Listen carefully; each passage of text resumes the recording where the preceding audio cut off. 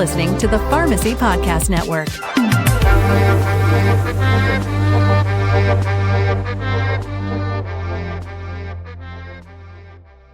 Three, two, one. Adverse drug reactions, or ADRs, are a serious issue in healthcare today. The pharmacist is the last line of defense to help prevent ADRs. A rising role of the pharmacist is the specialist who focuses on our children.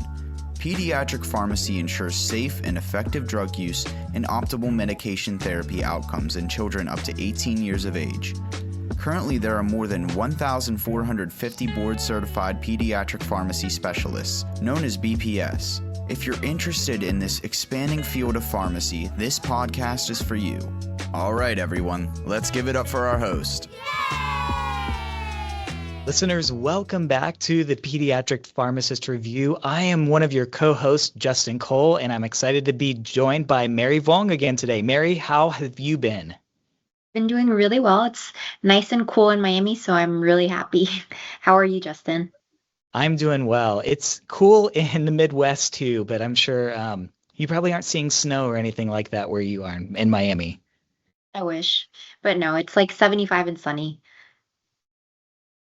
All right. Well, we are really excited to have a guest with us today who is really a true entrepreneur and trailblazer in her field. So we're joined today by Madeline Lauf. She's the founder and CEO of Begin Health, a kids' gut microbiome health company. So Madeline, thank you so much for joining us today. We're excited to talk with you. Absolutely. Thank you so much. Excited to be here and talk all things poop.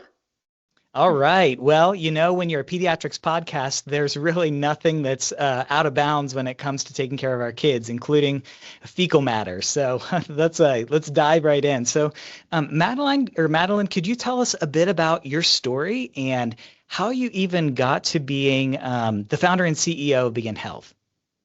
Yes. So this all stems back from the fact that I grew up in rural Illinois, and I grew up with digestive health challenges, specifically constipation, since I was a kid. And I didn't know it until I was about 25 years old when I was asked to be put on prescription medication for the rest of my life to address this. It turned out I was like, look, there has to be another way. Can we look into something else? And so doctors were like, well, there was some lifestyle modifications you can consider. It's like, great, let's start there. I went down this entire rabbit hole about the gut microbiome and our digestive health and how everything's connected to what we eat and the environment and even our stress.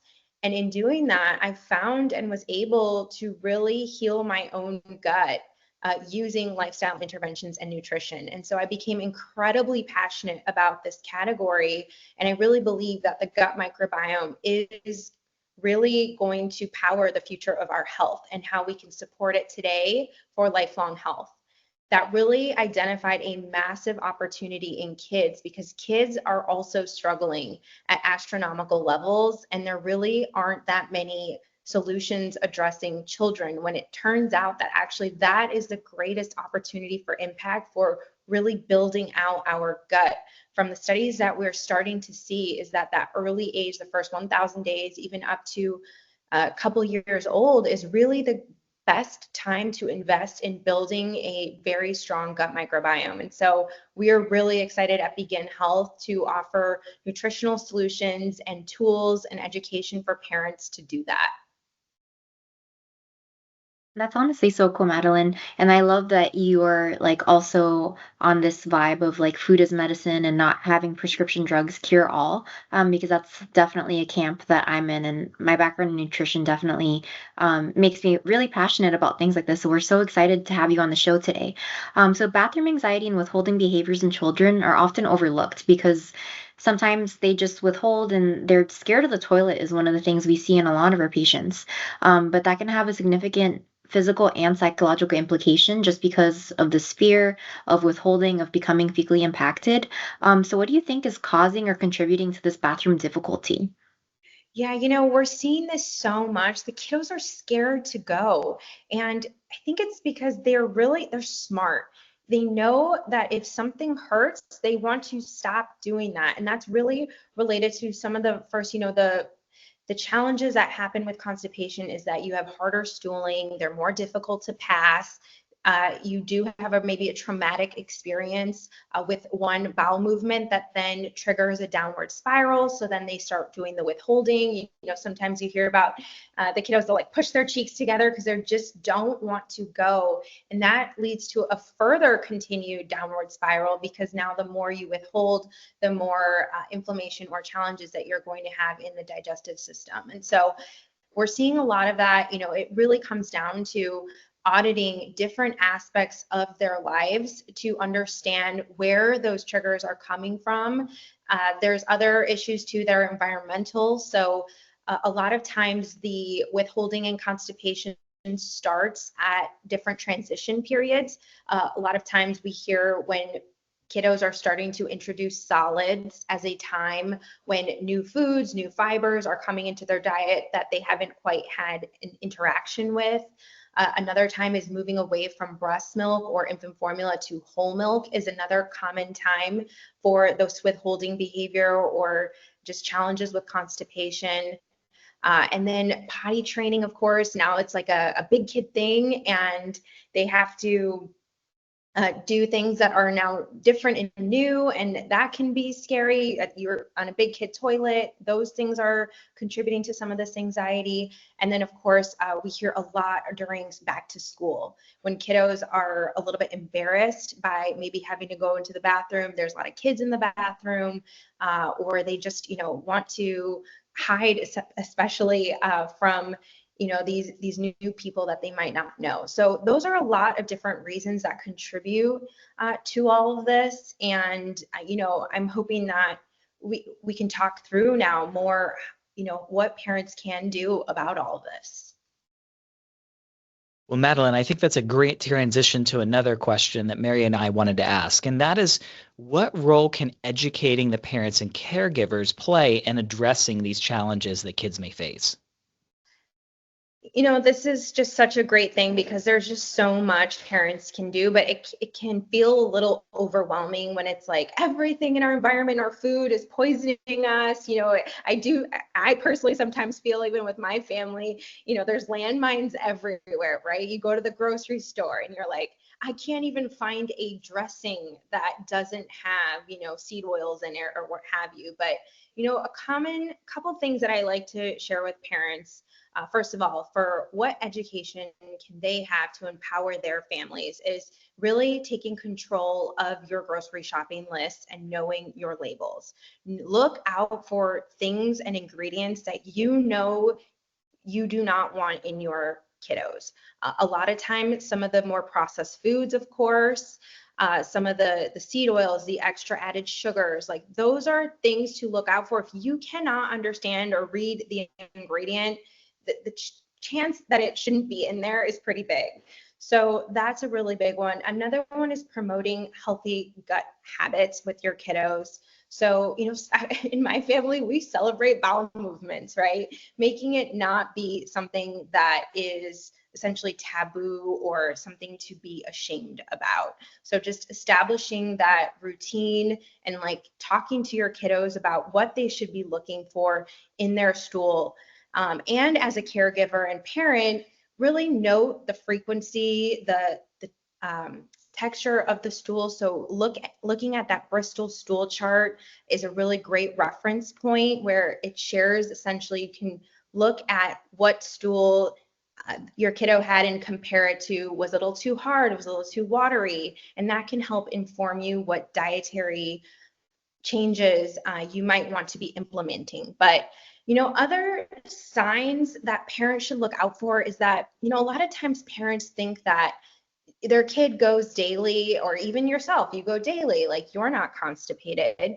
But sometimes even you could be going daily and you could still be carrying a large fecal load.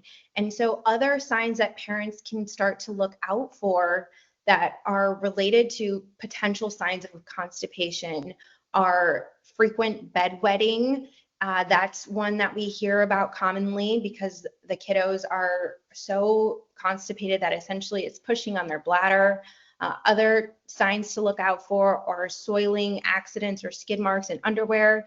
that can also be a sign. So those are things to look out for as a parent, but really your best tool is going to be an actual evaluation of the stool against a Bristol stool chart. And like, let's say the parents will examine the stool against the Bristol stool chart and they realize that there needs to be a dietary change made. How does growing up prebiotics offer a solution for these parents? Yeah, at Begin Health, we always tell parents, look, your kiddo's health, the number one positive thing that you can do is help your kiddo with strong nutrition. And Mary, just as you mentioned before, like food is medicine, and if we can try to support our gut microbiome, our digestive health, our overall health with that minimally processed food, nutrient dense foods, all of that will be first and foremost your first line of defense. At Begin Health, we created Growing Up Prebiotics, and we're super excited about prebiotics. A lot of parents know more about probiotics, but a quick little update is that prebiotics are the food for the probiotics, and the probiotics are the living organisms that live within inside us, which is, sometimes like, what's going on? But that is what our gut microbiome is, right? It's this whole collection of these living bacteria and different things inside of us. And so what Growing Up Prebiotics do is they help feed the gut microbes, the good gut microbes in the gut. And so that is one of the challenges, that a lot of times our gut microbes, they're being starved. They are not getting the food that they need to live and thrive and work the way they're supposed to. And so Growing Up Prebiotics was really built as a solution for families to help kiddos get the extra support of fiber and prebiotics into their diet in a way that they may not be able to get it from their foods. A lot of times kiddos that are pickier, they might have trouble with textures. They might, just detect different tastes that they don't like. We built with a team of nutrition scientists and pediatricians a solution that offers 3 grams of fiber from chicory root in every serving, paired with a really cool, I call it our hero ingredient, the human milk oligosaccharide. And a human milk oligosaccharide is one of the coolest innovations in the last decade that really helps bridge some of the strong nutrients from the breast milk that can now be essentially used beyond the breastfeeding years. And so the human milk oligosaccharides are essentially a carbohydrate that can support the development of the gut, and it has a lot of other beneficial characteristics that help with the immune system and even some skin issues. So we're really excited that human milk oligosaccharides we have made available beyond the breastfeeding years, which is often a time when the HMOs are both in breast milk, and some of the infant formulas have now started to add the human milk oligosaccharide. So we're really excited about this ingredient, and that now toddlers can also have access to it. Well, that's great, Madeline. I feel like that's such a cool, like cutting edge technology, and it's something that is interesting because it feels like it's been under our noses this whole time. So what evidence supports the long-term safety and effectiveness of Begin Health's Growing Up Prebiotics? Yeah, so we're really thoughtful and careful about all of the ingredients that we utilize in all of our formulations. And I take this part very seriously, especially as a dietary supplement company, is that often you can put a lot of things together, and some of it might be well researched, some of it might not be. A lot of times there's all these other additives that make it in there just because you want to make a product. And so at Begin Health, we take all of this very, very serious. And we like to say we have no compromise in our products and formulations. And so Growing Up Prebiotics is just 2 ingredients. Each of the ingredients have been very well studied. The safety and efficacy of both the human milk oligosaccharides and the chicory root fiber, have gone through numerous clinical studies in these age groups. And so they've been evaluated for their safety, and they are all what we call, or are generally recognized as safe. Those are GRAS approved ingredients that for as far as the FDA goes, we can ensure that all the kiddos are getting safe ingredients. We're also very big on testing, so third-party testing, ensuring that all of our products are in compliance with even the most strict compliance measures as well. And just like if I wanted to start this prebiotic for one of my kiddos, is there an ideal duration for the children to use it? And how does that fit into their nutritional needs? Like, would we have to cut back on anything else or add anything to enhance it? Yeah, so when you're thinking about adding prebiotics to your kiddos diet, there could be various different reasons. First and foremost, 95% of kiddos and adults are not receiving the proper fiber in our diet. We could all benefit from more fiber, and it helps getting it from very clean sources. As far as introducing this, it's not a one size fits all, of course. Anytime you introduce a new prebiotic fiber into your kiddo and even yourself, we always recommend, start very slowly, work your way up to a full dose or the full, especially if your kiddo is over the age of 4, we recommend up to 2 doses per, so 1 dose in the morning, maybe 1 dose at night, and just helping to get the 6 grams, which is the ideal dose that helps support the softer stooling and improve regularity. It's really up to every family, how it's going with their little one to help support the longer term positive stooling. And, you will be able to gauge, is it too much fiber? Is it still, is this consistent with what we want to see? And it's kind of essentially, since it's not an OTC or a pharmaceutical, it's one of those things that it can really support lifelong gut positive routines, right? So that's really up to every family to determine how long they want to use it. Madeline, that brings another question to mind for me, and that is, do you think that prebiotics need to be given with probiotics as well, or are there beneficial effects in kids with just taking the prebiotic supplement that you've developed? Yeah, probiotics can sometimes be very controversial, especially in kids. Even personally, honestly, I think that there's a lot of great research on probiotics. I think there's still a lot more research still that we could all benefit from. What I really recommend is getting your probiotics from food sources when you can.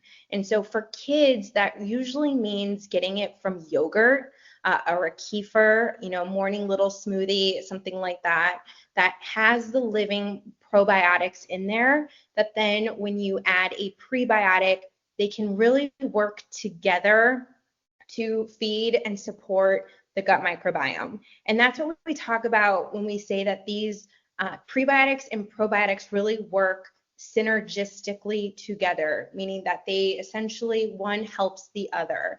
And a lot of times, a lot of the studies also show that the kiddos don't even have the probiotics to begin with. So even if you are feeding the prebiotics to your kiddo, it might not make the full effect because the probiotics are not there. And so in those cases, I do recommend incorporating a probiotic that might help support the seeding of the gut. One of the best measures to really understand this is we really do recommend stool testing. We are partnered with a company called Tiny Health that's doing wonderful stool testing for babies and kids to really help parents understand the underlying composition of the gut microbiome. And that can be more of a tool that helps parents really understand, okay, maybe my kiddo doesn't even have the good beneficial bacteria. This is a good chance to add these specific strains in. And so that's kind of how I like to think about the pre and the probiotics working together. That's really Great. interesting that you even developed like a test for this. I feel like that is like so important because you want your parents to be empowered to use these products, but you also want them to know the why. And I think that's one of the big things to change of behaviors for someone to know the why. So if they test the stool, they see that their child is lacking both, they can use both products. So beyond supporting just GI health, what other conditions or aspects of well-being do you think growing up prebiotics can potentially help for kiddos? Yeah, we hear a lot of families, of course, like we always like to ground everything in evidence-based and what do the specific studies target and the endpoints that they've targeted. What we can really say for sure is that it promotes the healthy gut microbiome and the gut flora, right? The chicory root fiber is a natural source of inulin that acts as a prebiotic that feeds the beneficial gut bugs that we just talked about and increasing the population of these gut bugs. These gut bugs are essentially tied to all different aspects of your overall health. We're seeing a lot of families that even say like their kiddos' eczema started clearing up when they started feeding and nourishing the gut microbes. Other impacts that we've seen as well is, less discomfort and anxiety or even some neurological benefits because now their kiddo is no longer, in this high discomfort and state of stress, right?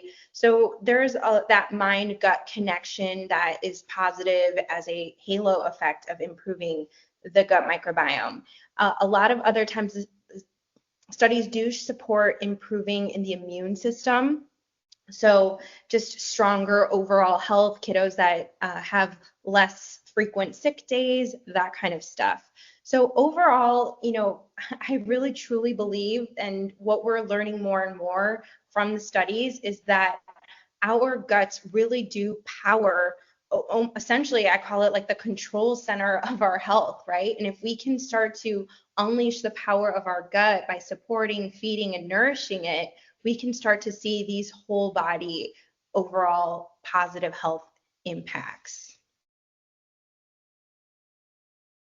So, Madeline, aside from pediatrics, which clearly I'm passionate about, one of my other passions is healthcare innovation and entrepreneurship. And clearly that's something that you have embraced and taken head on. So I want to ask a question directly related to the selection of the specific prebiotic and fiber supplement that that you've added to this product. So you've talked about this a little bit, but how does your product differ from other prebiotics or fiber supplements, and why did you select these two ingredients?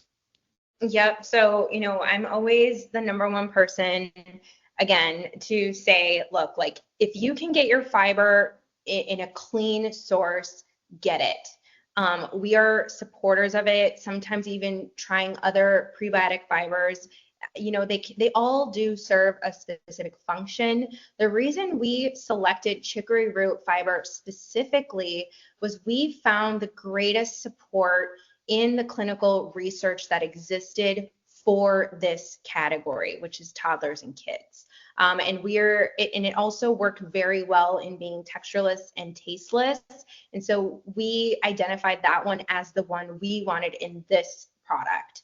It's a very easy, a way to have the kiddos be able to establish a routine when we know that they can tolerate it, and there's safety and efficacy involved with it. So we love chicory root fiber.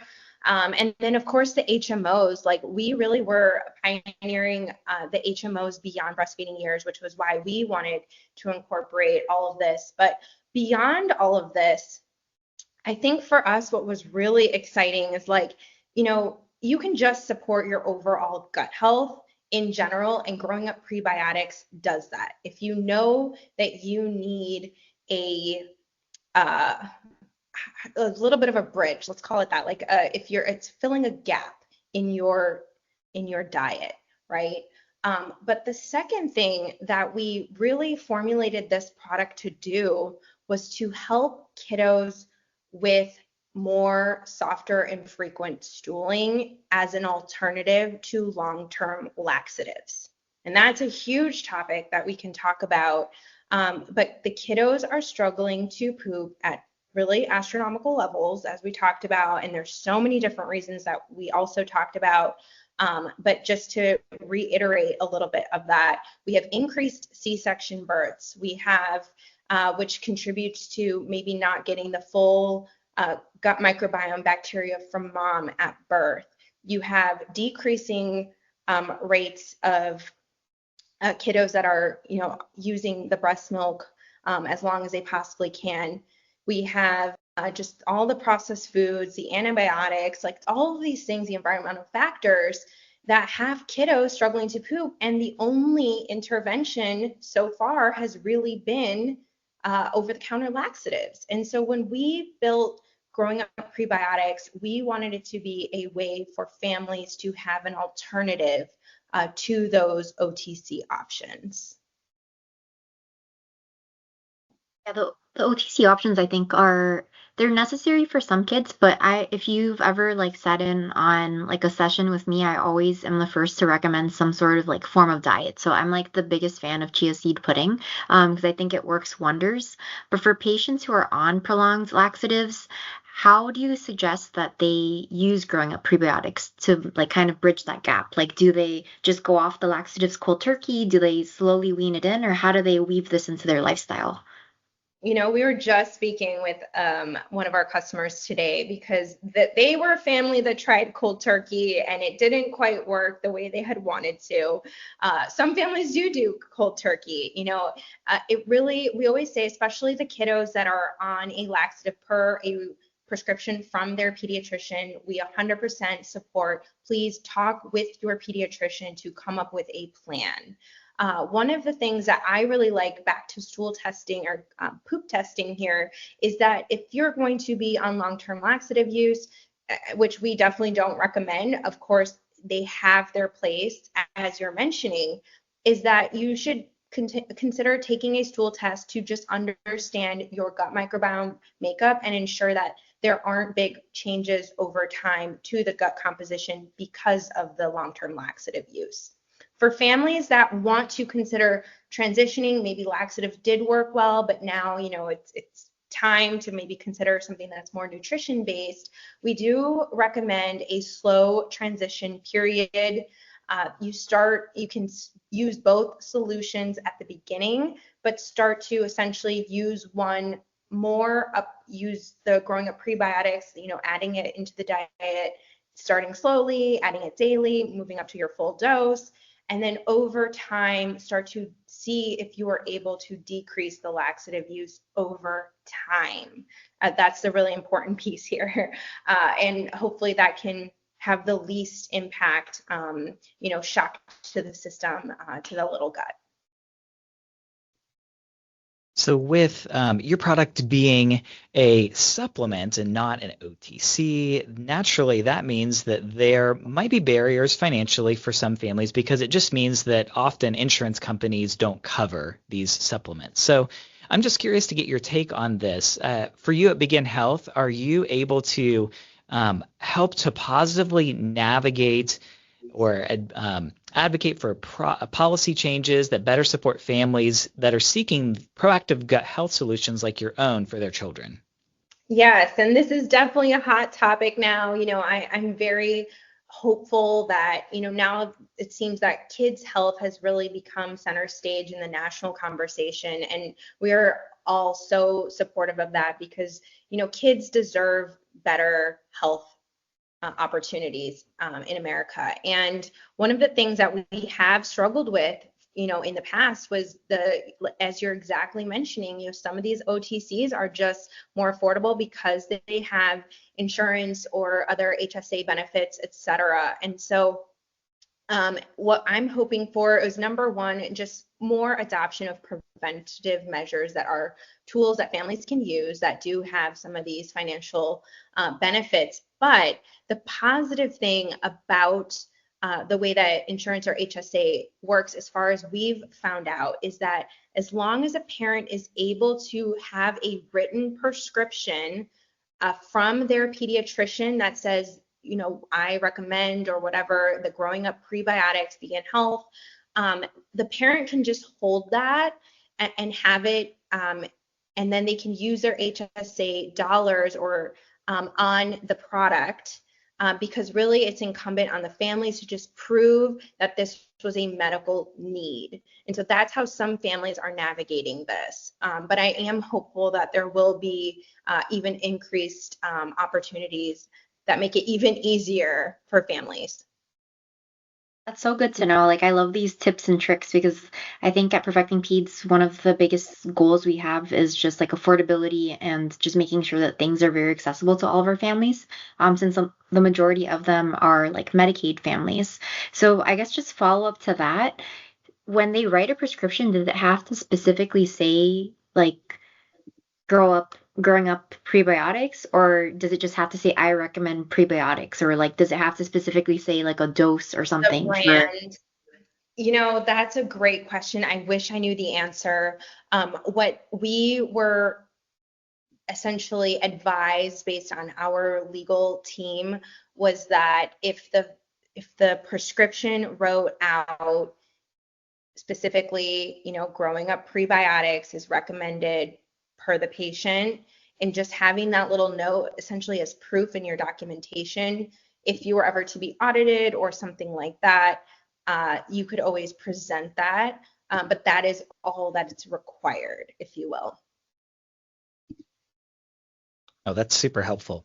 I wanted to ask another really kind of practical question. So it seems that with having an unflavored product, there's a lot of flexibility in administration. So I'm curious, what are some of those creative ways that you've seen families administer this? Like, for example, are you mixing it in drinks? Are you putting it in mashed foods? What are some of the things that you've seen?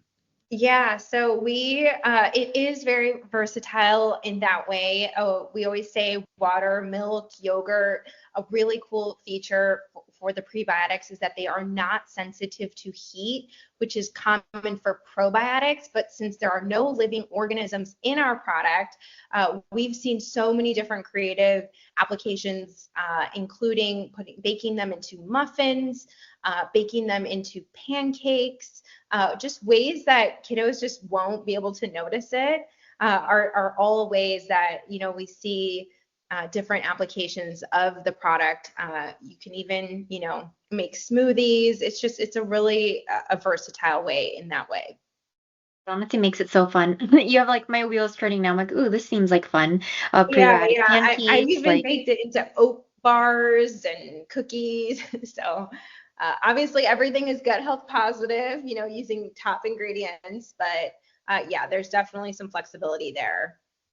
and the flexibility honestly helps a lot. So the big population we have here at Perfecting Peds is the epilepsy and autism population, and with these kids come like a lot of challenges. So texture is always a big thing for them, dysphagia, and a lot of these kids actually do have like feeding tubes. So are there any recommendations on what to do with like a G tube or a J tube? Yeah, so we definitely have worked with different I would call them practitioners, especially with bowel clinics and that kind of stuff. And we have been told that, a lot of families that do use G tubes or J tubes are able to easily use the prebiotics because they're able to dissolve easily into the formulation that will go into the G tubes or J tubes. So we definitely know that that's a possibility and that works well. Another, a lot of times it is really hard with selective eating or different trigger foods or, that kind of thing, that it's harder to get the kiddos the nutrition they need. And so by being able to put them into these kind of solutions, it is helpful for families with these conditions or what have you. Yeah, it seems that, of course, we know with autism there's commonly GI issues and many other comorbidities. So gut health is so important to these populations. So I agree with Mary that this is something we've got to talk about all the time. I just wanted to ask generally, are there other really cool things that you guys are doing at Begin Health to help with children that you want to talk about with us? Yeah, I think so. We're always trying to come up with new opportunities. Number one, we're working really hard on our product roadmap and taking advice from families of like, hey, we really need this. It's only made in adults. We need a kid version. So we're working on a couple of those that we're excited to share more about in 2025. Other things that we have at Begin Health, we have a kids constipation support community on Facebook. It's a place where families can just find each other to, peer-to-peer talk about, hey, this is what's happening with my kiddo, or, hey, anyone have advice for this specific situation? Hey, I'm having trouble at school. Do you have any recommendations of how to talk to teachers? That type of stuff. So we have that online on Facebook, that's growing. We also really just want to make the conversation just more approachable for kids. We have kiddo poop trackers, if you will, that are just a gamified way to help support that conversation with kids on, hey, I had a daily bowel movement, or I took my prebiotics today as a daily routine. You can put that as a sticker chart and just really encourage kiddos to start establishing these healthful routines. So those are some other ways that we like to approach overall kid health. I think that's like so important. Like building a community is one thing, and that's like one of the things we try to do as well. Just because people find support in others who are going through the same thing. So I love that, and I love just like gamifying everything, because we're all about like making things competitive and making things more fun. Speaking of fun, the name of your company is actually really cute, Begin Health. So what was the inspo behind that? Yeah, naming companies is so hard, but I think the genesis of Begin Health was that really your gut microbiome, in my, humble opinion, is the essentially the center of our overall health. And if we can begin with supporting our gut, we can, help our lifelong overall health. So I thought there was a lot of connection between beginning, and you can always begin something, right? Just because you did something in the past and you weren't maybe gut health positive, but today you can begin having a gut health positive life. And so I think there's a lot in that name. And it can really apply not only to beginning for kids, but for adults as well. I feel like that was the perfect way to kind of wrap up this amazing podcast. Like today is the day. Today is the day to make a positive change in your life, and I really love that that's Begin Health's mission, and that's what you're doing not only for kiddos but just for families, because the support, having the research and the evidence, and just giving them the empowerment to take charge and begin a new day of health is truly beautiful. So with that, Madeline, do you have anything else to add or anything else you want to tell our listeners? I think that was a really great way, Mary, and exactly that. We always say is like we want to empower you to take the first steps, and that you have the tools available to you. And it's just really up to you to be an advocate for your kiddos. And I know everybody listening here is that already, because they're already taking these steps to try to learn more and to make change. Well, Madeline, thank you so much for joining us. It's been an absolute privilege. I've learned a lot. I'm sure our listeners have too. And keep up the great work there at Begin Health. Great. Thank you so much. Great chatting with you guys. Take care. That's all for today's episode. Thanks for listening, and remember to subscribe on Apple Podcasts and leave us a review.